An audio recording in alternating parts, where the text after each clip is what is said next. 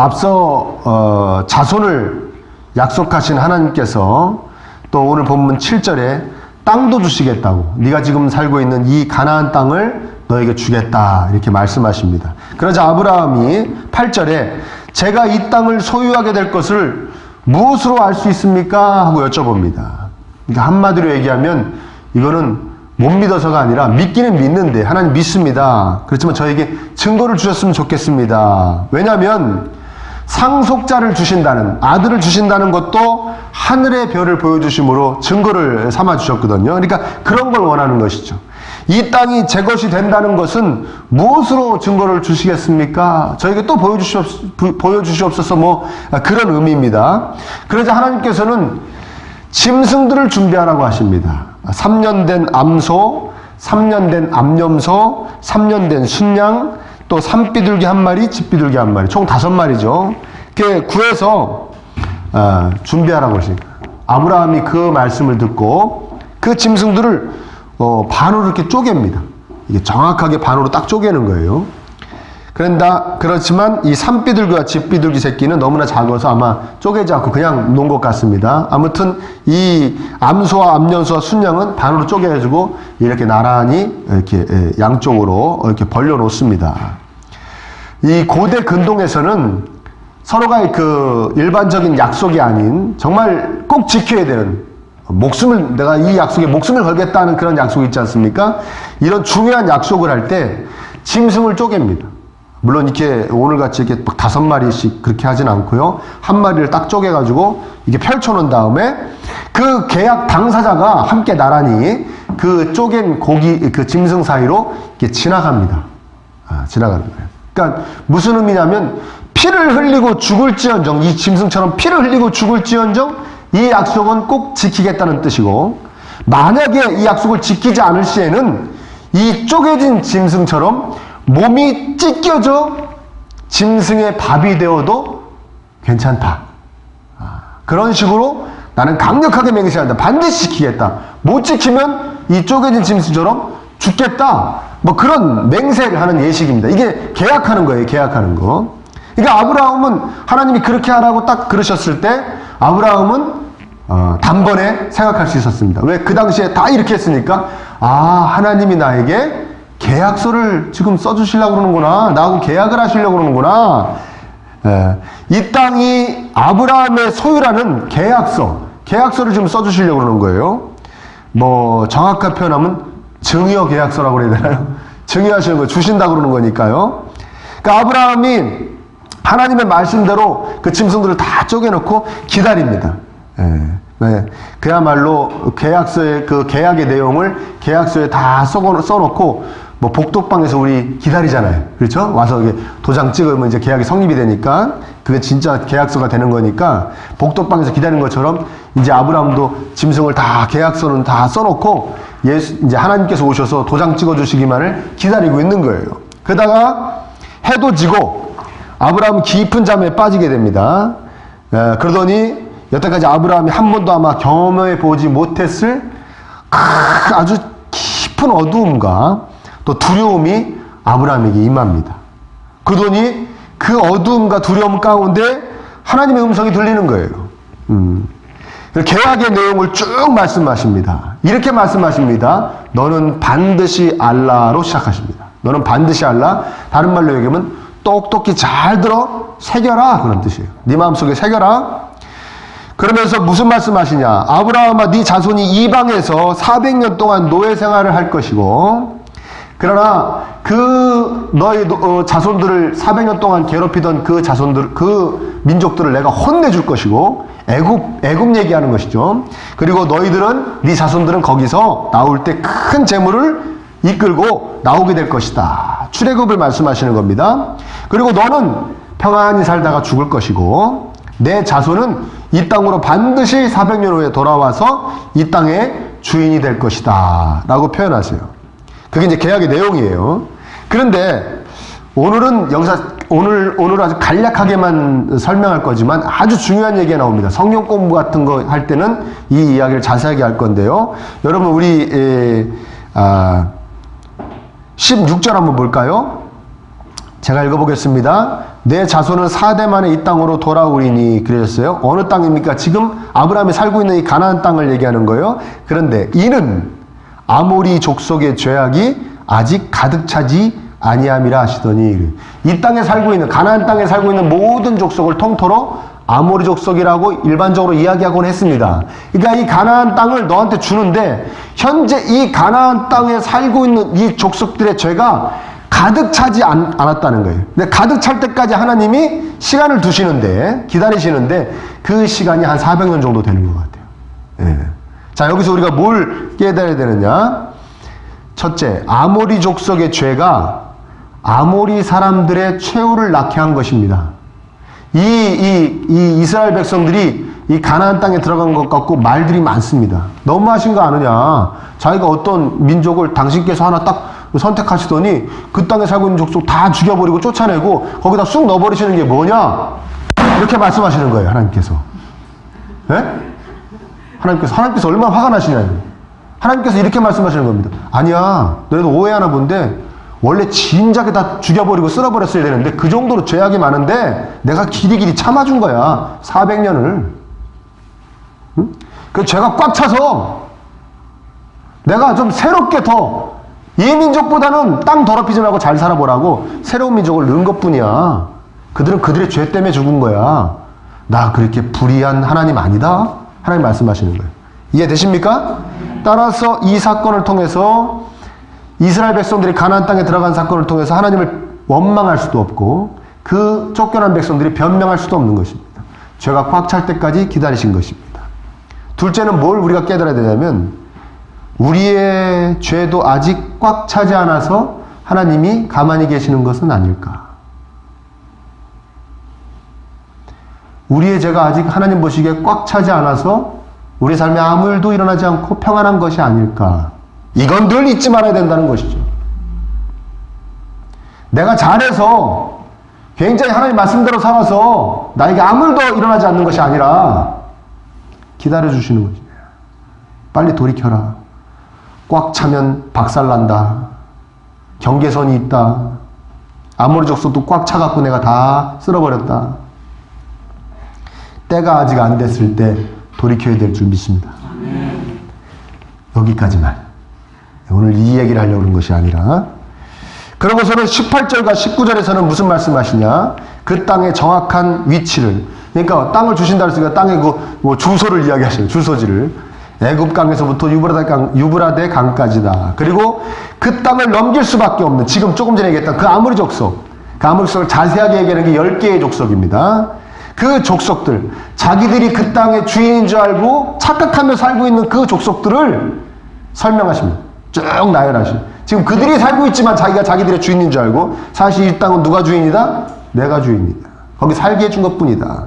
근데 너무 땅을 죄악으로 더럽히기 때문에 쫓아낼 것이라는 그런 뜻으로 쭉 그 계약서에 그 지금 현재 자기 소유주는 아니지만 소유주인 척 착각하고 사는 사람들까지도 쭉 이야기하십니다. 그런데 17절을 보십시오.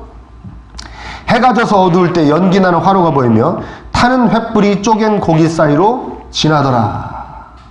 타는 횃불은 하나님을 뜻하는 것입니다. 18절에 보면 그날의 여호와께서 아브라함과 더불어 언약을 세워, 아까도 얘기했지만 계약서라고 했죠. 제가 말씀드렸죠. 이때의 계약은 뭡니까? 쪼갠 고기를 사이를 쪼개놓고, 고기를 쪼갠 그 고기 사이를, 짐승의 고기 사이를 언약의 당사자가, 계약의 당사자가 함께 나란히 걷는다고 그랬습니다. 그래서 이 계약을 파기할 시에는, 지키지 않을 시에는 이 쪼개진 고기처럼 죽겠습니다. 뭐 그런 뜻이라고 했는데, 지금 아브라함하고 같이 걸어가셨습니까? 아니죠. 하나님을 상징하는 타는 횃불만 고기 사이로 휙 지나갔습니다. 이건 제사가 아닙니다. 계약입니다. 계약. 그러니까 계약서를 아브라함이 쫙 써놨는데 도장은 누구만 찍으신 겁니까? 하나님만 찍으셨다는 것이에요. 당신의 도장만 딱 찍으셔서 계약서를 아브라함에게 탁 주신 것입니다. 하나님께서 일방적으로 약속을 하셨고 당신이 목숨을 걸고 이 약속을 지키시겠다고 맹세를 해주신 것이죠. 성경에서는 하나님을 어떻게 표현합니까? 변함이 없으시고, 다른 말로 얘기하면 변덕이 없으신, 그리고 약속을 무슨 일이 있어도 지키시는 신실하신 하나님이라고 성경은 이야기하고 있습니다. 계시합니다, 우리한테. 따라서 이 계약서에 신실하신 하나님만 도장을 찍었다는 것은 변덕스럽고 신뢰할 수 없는 너, 인간, 아브라함, 네가 어떻게 하든지 상관없이 이 계약은 반드시 지켜질 것이라는 거예요. 그러니까 정말 변함이 없는, 파기될 수 없는, 지켜지지 않을 수 없는 계약서를 써가지고 아브라함에게 주신 것입니다. 하나님이 계약의 내용도 정하시고 계약을 지키겠다는 도장도 하나님만 찍으신 거예요. 내가 반드시 지켜줄게. 그런데 이 놀라운 계약서가 저와 여러분의 것인 줄 믿습니다. 왜? 우리를 아브라함의 후손이라고 하잖아요. 이 계약서는 지금도 여러분들이 읽어보셨겠지만 아브라함에게만 해당되는 것이 아니라 아브라함의 후손들에게 다 해당되는 겁니다. 자, 따라서 아브라함에게 하신 약속은 우리에게도 유효합니다. 아브라함의 후손들이 400년 후에 소유하게 되는 이 가나안 땅은 무엇을 상징합니까? 구원을 상징하고 천국을 상징하고 복을 상징합니다. 아브라함에게 써주신 계약서는 우리에게도 똑같은 효력을 발휘하고 우리에겐 더 구체적으로 써주셨어요. 뭡니까? 구원하사 또 천국 백성이 되게 해주시고 하나님의 자녀가 되게 해주신다는 그 계약서, 더 구체적인 계약서, 우리에게 써주시기 위해서 하나님이 직접 횃불로 오신 것이 아니라 육신을 입고 이 땅에 오셨습니다. 그리고 마침내 우리에게 지금부터 영원한 구원의 감격과 천국의 기쁨과 하나님의 자녀라는 그 영광을 약속하시는 계약서를 우리에게 써주시고 거기에 도장을 찍어주셨습니다. 바로 당신의 살과 피로 찍어주셨습니다. 기꺼이 목숨을 내어 던지셔서 도장을 찍어주셨습니다. 마치 오늘 본문에 쪼개진 짐승들처럼 채찍에 예리하며 살이 마구 찢겨지셨고 십자가에서 온몸이 쪼개어지는 고통을 당하시며 도장을 찍어주셨습니다. 그리고 그 계약서를 우리에게 주셨습니다. 그게 바로 성령님이십니다. 성령님. 우리 심령 안에 들어와 계신 이 성령. 계약서가 성령입니다. 성령님이 우리에게 오신 첫 번째 이유가 이거랍니다. 예수님께서 우리에게 행하신 일과 앞으로 행하여 주신 일에 대해서 생각나게 해 주신다는 겁니다. 증거해 주신다는 겁니다. 그 증거가 뭡니까? 계약서라는 거예요. 예수 성령님께서 계약서입니다. 그리고 성령님이 늘 그 계약의 내용을 우리에게 일깨워 주시는 것이죠. 그렇다면 우리는 그 계약서를 받은 우리는 무엇을 해야 할까요? 먼저 12절 한번 살펴보겠습니다. 12절 함께 읽어보겠습니다. 12절 시작. 해질 때에 아브라함에게 기쁜 잠이 임하고 큰 감화와 두려움이 그 입에 임하였더니 큰 어두움과 두려움이 아브라함에게 임했다는 것입니다. 아무리 살펴봐도 바깥에서 온 겁니다.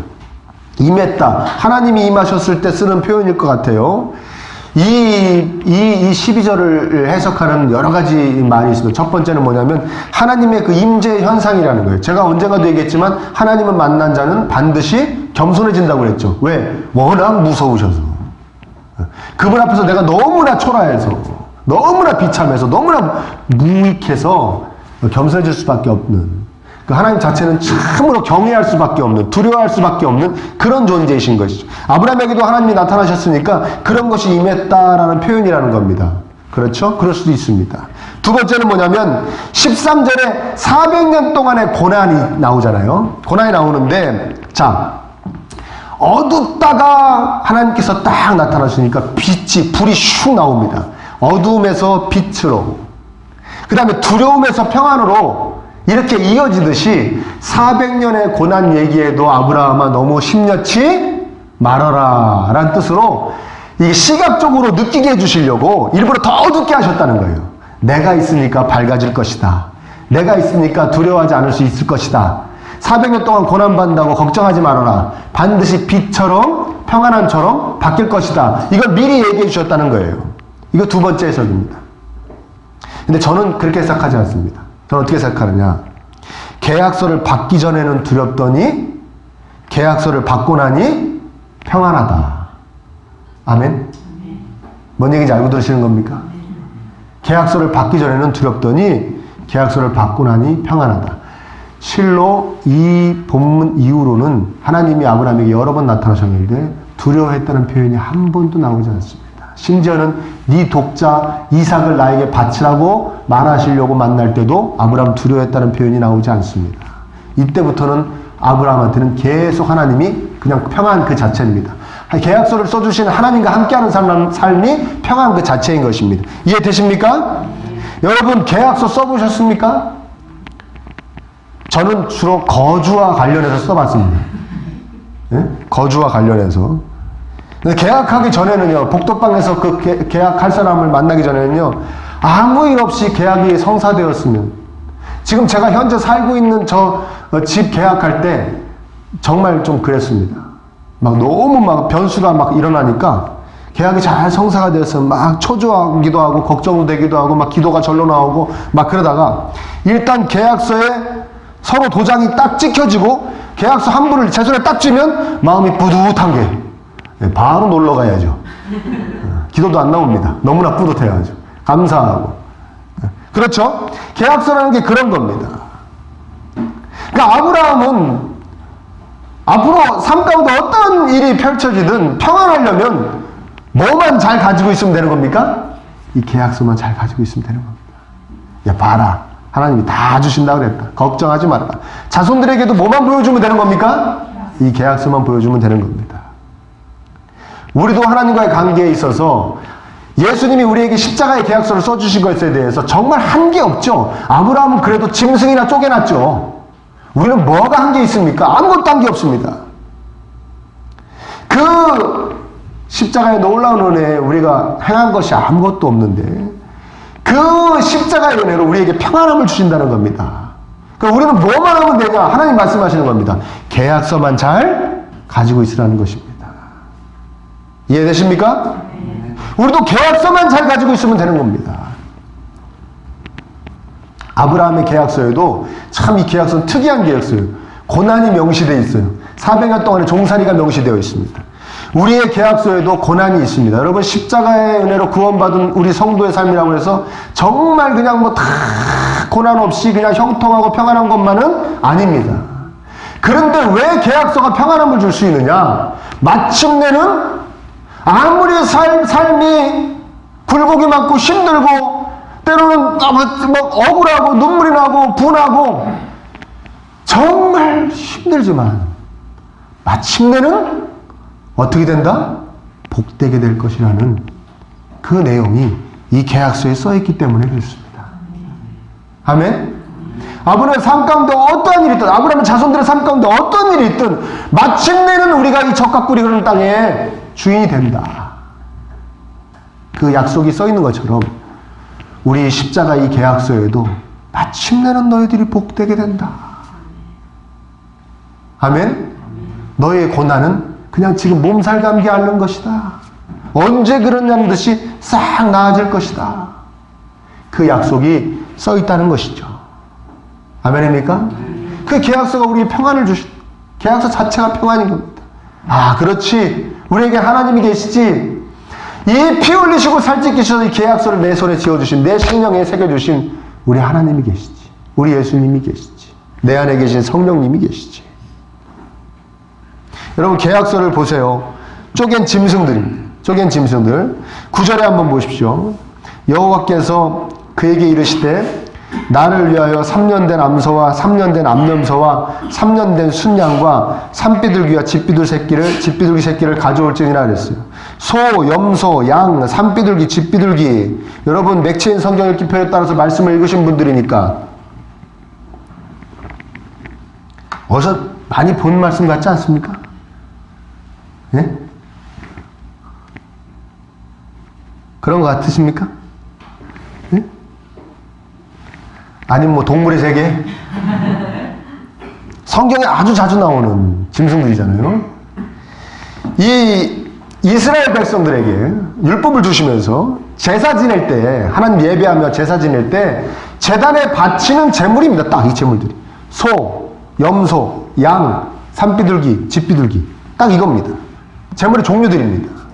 그런데 왜 이렇게 이 종류, 제사 지낼 때 그 바치는 종류들을 이게 여러 가지로 하나님께서 이게 지정해 주셨냐면은, 여러 가지 제사의 종류에 따라서도 바치는 제물이 다 다르지만, 무엇보다 바치는 자의 어떤 형편에 맞게 드릴 수 있도록 하나님께서 배려해 주신 것입니다. 사랑의 표현입니다.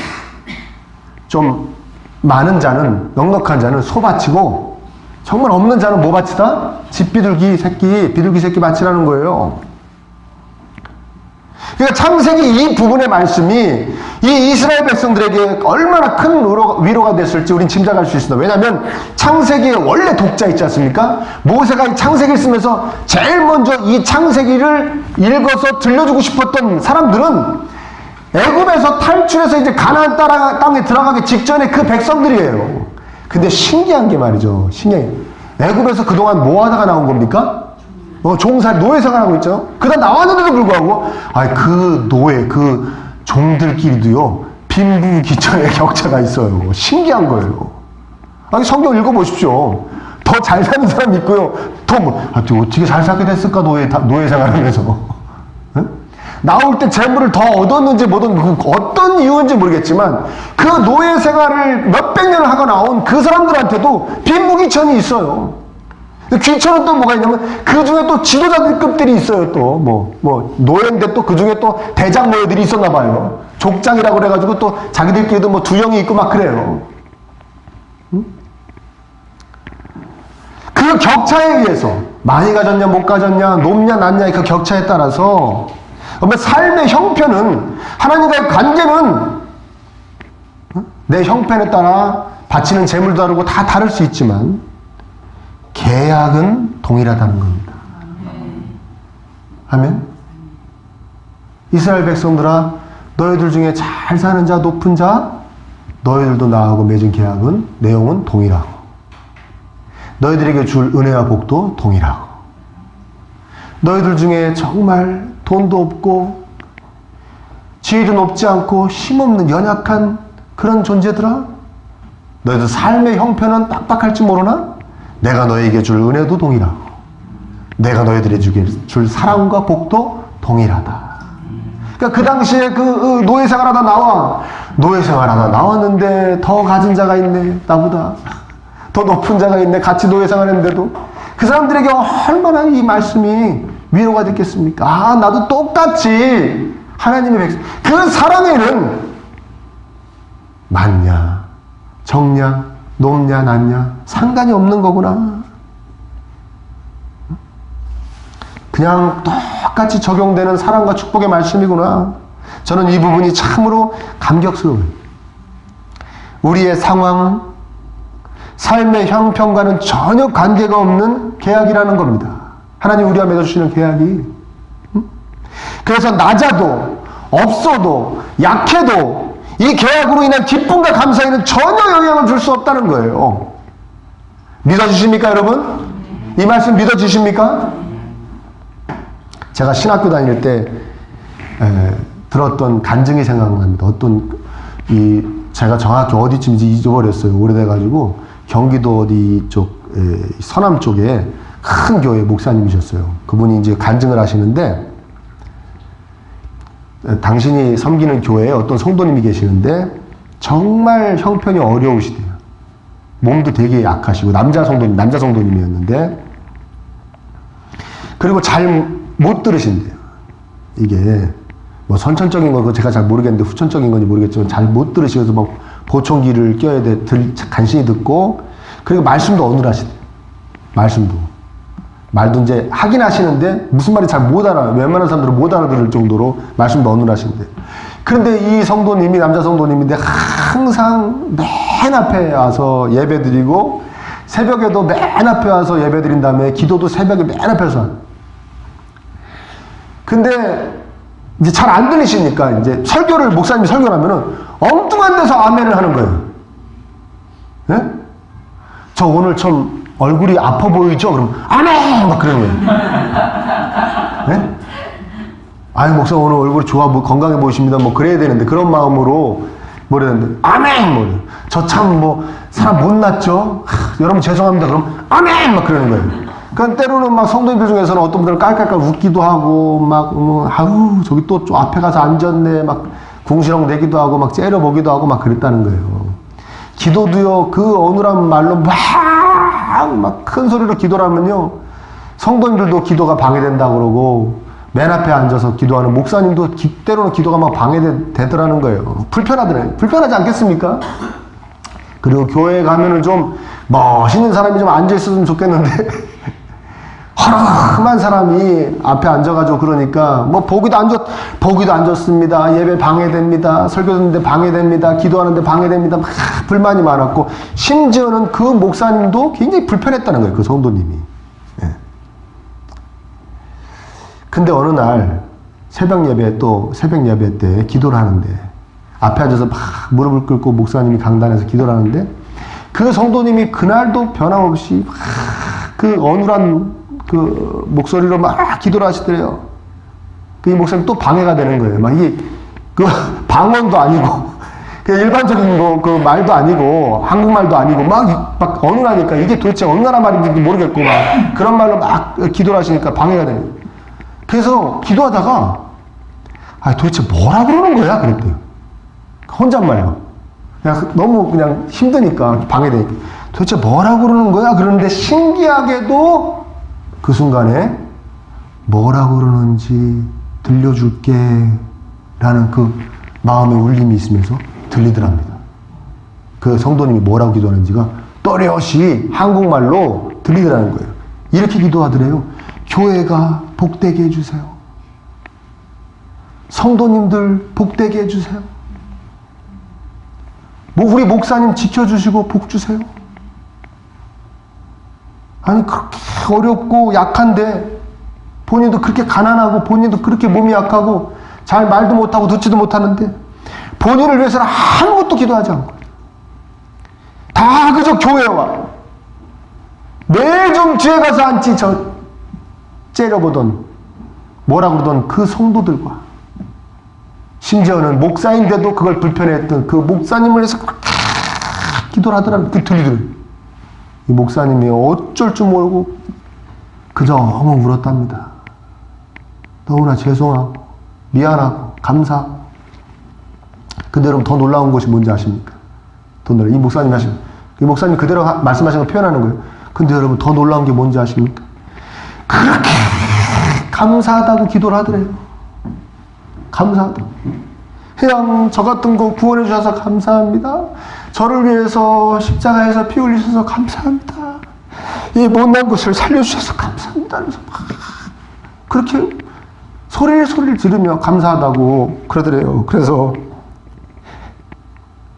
그 목사님이 아니 뭐가 이렇게 감사한가? 기가 막히더래요. 아니 가난해가지고 옷도 제대로 못 입고 와가지고 성도들한테 그 무시나 당하고 잘 듣지도 못하고 말도 잘 못하고 몸도 약하고 지금 뭐가 감사하다? 그 성도님 계약서가 있는 거죠. 아멘입니까? 아멘. 이 안에 계약서를 갖고 있는 거죠. 이 계약서를 늘 믿고 기도로 말씀으로 예배로 확인하고 거기에 다시 날마다 하나님께 도장을 받고 다시 받고 그게 있으니까 너무 감사한 거죠. 여러분 우리 삶은요 간단합니다. 복잡한 것 같은데요. 이 계약서 받은 것이 믿어지고 늘 확인되어지면 감사하고 평안한 것이고요. 이 계약서가 있어 받은 건가? 안 믿어지고요. 자신이 확인 안 하면 감사가 없어지고 혼란스럽고 불편하고 복잡하고 불안하고 두려운 겁니다. 우리 삶은 간단해요.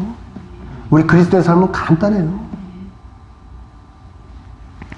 우리 왜 예배 드립니까? 하나님의 자녀임을 다시 확증받기 위해서 예배 드린다고 그럽니다. 다시 구원받는다는 것이 아닙니다. 이 예배 드리면 다시 구원받는다는 것이 아니라 구원받은 것을 다시 확인받는다는 거예요. 그것이 예배라는 거예요. 그러니까 계약서 다시 보는 겁니다. 계약서 다시 펼치고 하나님 도장 찍은데 다시 한번 찍어주세요. 그겁니다. 그게 예배입니다. 예배의 아주 중요한 요소입니다. 예수님 도장 한번 다시 찍어주세요. 저를 위하여 살찌키시고 피 흘리신 것에 도장을 찍어주세요. 그리고 조금 있다가 우리가 올릴 이 성찬 예식도 도장 받는 거, 계약서 확인하는 것이고요. 말씀도 그래서 읽는 것이고, 계약서 확인하려고. 공부도, 성경 공부도 그래서 하는 것이고, 그래서 기도도 하는 것이고, 전도하면요, 계약서 엄청 생각납니다. 내가 받은 계약서가 엄청 생각나요, 전도할 때 제일 복된 사람은 전도 받는 사람이 하고 전도하는 사람인 줄 믿습니다. 아멘. 여러분, 우리 11절 한번 읽어볼게요. 11절. 한번 읽어봅니다. 시작. 우리가 그 사실을 얘기할 때는 많이 쫓았더라. 이게요, 정말 일상적인 모습 아닙니까? 이제 하나님이 짐승 쪼개놓으라고 그러는데 딱 기다리는데, 아유, 그게 안 오셔. 근데 새들이, 이 맹금류 같은 것들이 와가지고 이제 고기가 막 피가 나고 그러니까 먹고 싶어가지고 피냄새를 맡고 와가지고 이제 막 먹으려고 그러니까 그거 막 쫓은 거예요. 그냥 그 할아버지가, 아브라함 할아버지가, 100세가 거의 다 된 할아버지가, 100세 거의 다 되는 안 됐구나. 10몇 년 남았구나. 근데도 아무튼 막 그걸 할아버지가 쫓는 것이죠. 이놈들 저리 가라 쫓는 거예요. 그러니까 어떤 분들은 이것이 정말 이 사건이 사실이었음을 증거하는 거라는 거예요. 이 모습이 너무나 일상적인 그 촌부의 모습. 그리고 어떤 학자분들이 영해하지 마라 그래요. 영해라는 게 뭐냐면 그냥 일상적인 걸 영적으로 막 끌고 들어와가지고 막 그러니까 이 설계가 마귀였다는 거예요. 설계가 마귀였는데 마귀가 하나님과의 계약을 막 방해하니까 이 아브라함이 그걸 눈치를 채고 이 마귀를 쫓았다는 거예요. 그렇게 해석하고 설교하지 마라 그렇게 우리에게 지침을 주시더라고요. 믿음의 선배님들이. 근데 저는 그렇게까지는 생각 안 해도 이거는 확실한 것 같아요. 하나님과의 지금 계약을 하는데 이 짐승들이 필요한데 설계가 방해하고 있습니까? 안 방해하고 있습니까? 그 와서 뭐 쥐비둘기 새끼라도 하나 탁 물고 가버리면 그냥 하나님이 계약서 써놓으라고 그냥 못 써놓는 거 아닙니까? 없어지는 거 아니에요? 자, 우리에게는 이 말씀이 이렇게 받아들여졌으면 좋겠습니다. 하나님과의 계약을 믿지 못하게 하고 확인 못하게 하는 방해물은 쫓아라. 쫓으시기를 축복합니다. 하나님과의 계약 맺음을 예수님께서 십자가의 그 놀라우신 그 은혜로 계약해 주신 그것을 믿을 수 없게 하고 매일매일 확인할 수 없게 하는, 그래서 기쁨과 감사와 평안을 뺏어가는 내 주변의 설계들, 내 안에 있는 설계들 다 쫓아내야 될 줄 믿습니다. 예배드리는 걸 방해하고 말씀을 가까이 하는 것을 방해하고 기도 생활하는 걸 방해하고 전도를 방해하는 주변의 사람, 주변의 상황, 내 안에 이 못된 이 교만, 이기심, 이 향락, 나태함 다 쫓아내야 될 줄 믿습니다. 왜요? 그래야 평안하니까요. 그래야 감사하니까요. 그래야 기쁘니까요. 다 쫓아내시기를 축원합니다. 평안의 계약서 지금 이미 저와 여러분 안에 있습니다. 늘 펴보십시오. 그리고 다시 도장 받으십시오. 아멘. 예수님 다시 도장 찍어주세요. 그래서 제가 늘 이 십자가의 은혜로 구원받았다는 이 계약서가 내 안에 있음을 늘 잊지 않고 살아가게 해주시옵소서.